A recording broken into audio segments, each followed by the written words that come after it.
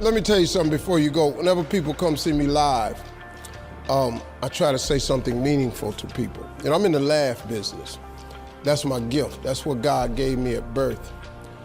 Your gift is the thing that you do the absolute best with the least amount of effort. I want to tell you something that can help enrich your life.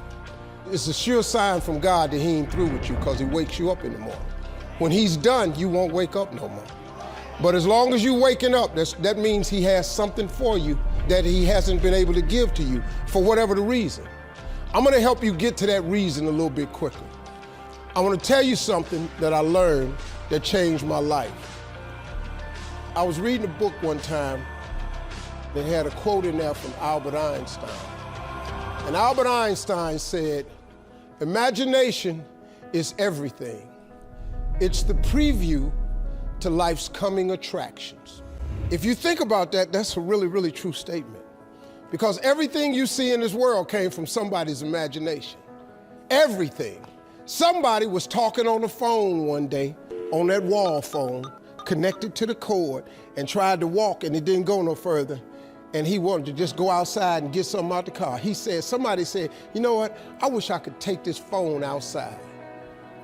Everybody in here got a cell phone. It was in somebody's imagination. Somebody imagined that. Somebody imagined everything. Somebody got tired of walking. Somebody got tired of driving cars. Somebody said, "We're gonna fly." You're not finna fly. Everybody in here have been on a plane.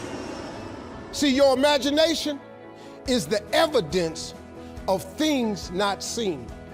You know why they call it the evidence of things not seen? Your imagination, you the only one can see it. You're the only one can see it. See, so all this stuff you've been imagining was not some hocus pocus.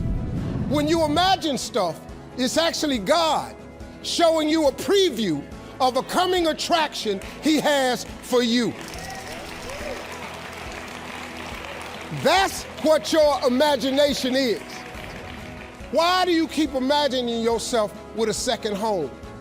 Because God wants you to have a second home. Why do you keep imagining yourself in a supervisory capacity on another job? Because God really wants you to have that. Why you keep dreaming of opening a business one day? That's because that's what God really got for you. And he put it in your imagination. The problem with your imagination, though, is you tell it to the wrong people. If you want to kill a big dream, tell it to a small-minded person. You can't, oh man. Think about this in your life. How many times have you had this really incredible idea and you took it to your family and your friends? You shared it with them and they shot it down. You know why they shot it down? Because they couldn't see it.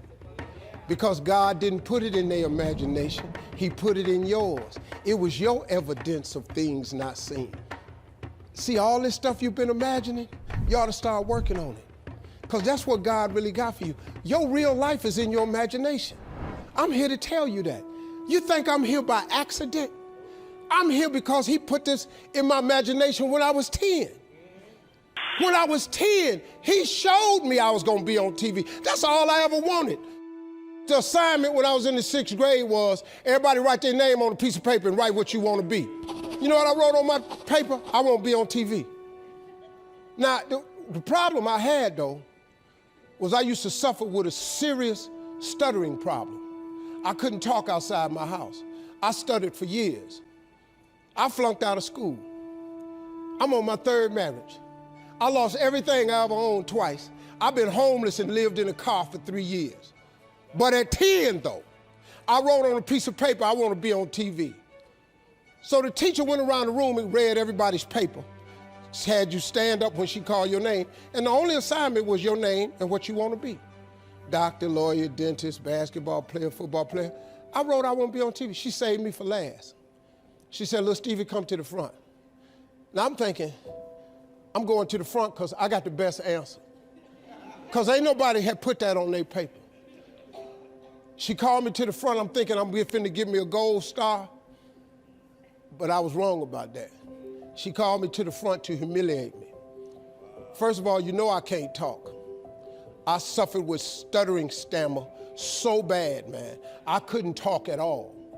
And that lady lit in on me. Why did you write this on your paper? Now I'm standing there, I can't talk. Who in this school ever been on TV? Who in your family ever been on TV? Who in this neighborhood ever been on TV? I'm crushing, man. I'm standing there dying. She said, look at you standing there. You can't even talk. How they gonna put somebody like you on TV? So every Christmas, I send her a flat screen TV. Because I don't want her to miss me. I do not want her to miss not an episode of me. Because I wanted her to see what God had done for me. The fact that you couldn't see it, it wasn't for you to see. He put it in my imagination. But after 3 years of homelessness, losing everything I ever owned twice, suffering through flunking out of school, go home and cut your TV on. That little boy with the stuttering problem, he all over that TV. You can't cut your TV on. You can't cut your TV on not now day of the week and you don't see that little boy. That little boy with the stuttering problem is all over that TV because God put it in my imagination. All I did was hang on to that thought.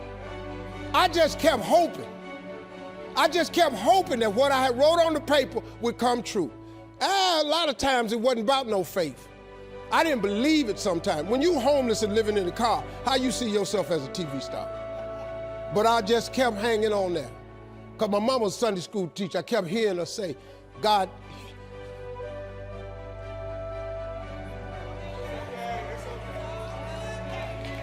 God didn't bring you this far to leave you.